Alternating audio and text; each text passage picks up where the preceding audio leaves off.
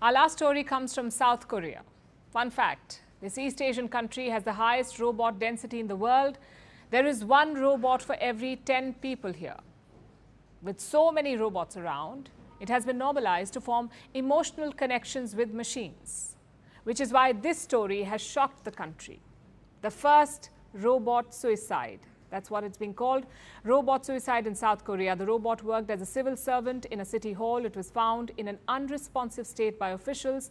An investigation has now been launched and the city is in mourning. Welcome to Dystopia. Here's our report. In the Gumi city of South Korea, a civil servant has died by apparent suicide. The locals are mourning the death and the news is making headlines everywhere.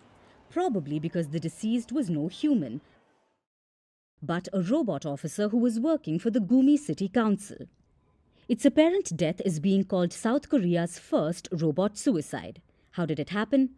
The robot was reportedly circling in one spot. Then it threw itself down a flight of stairs. It was found unresponsive by officials who have begun an investigation over the accident. Media is questioning why the diligent civil officer did it. While the exact cause of the fall is still being probed, several social media users are blaming overwork. After all, South Korea is Asia's most overworked country.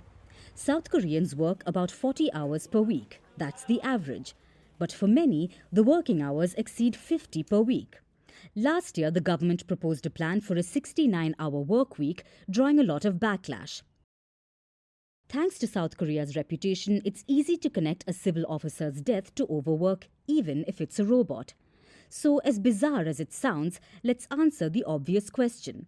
Was the robot overworked? It was appointed in 2023 as part of a pioneering program in the city to advance robotic assistance. South Korea is one of the most enthusiastic users of robots globally. It has the highest robot density in the world. This particular robot worked from 9 a.m. to 6 p.m. That's 9 hours, a relatively healthy standard for South Korea. So where does the correlation between suicide and overwork come from? Well, we have a theory. The robot used to work on multiple floors. It even used to call the elevator by itself. Plus, according to City Hall workers, it worked diligently. The robot was one of them. There is an emotional connect here, which has led many to perceive the robot's qualities as human-like, including its death that's most likely a malfunction or maybe an error in the code. Like in the case of this robot, clearly even machines don't want to work. But jokes aside, with time, machines are only getting more humanized.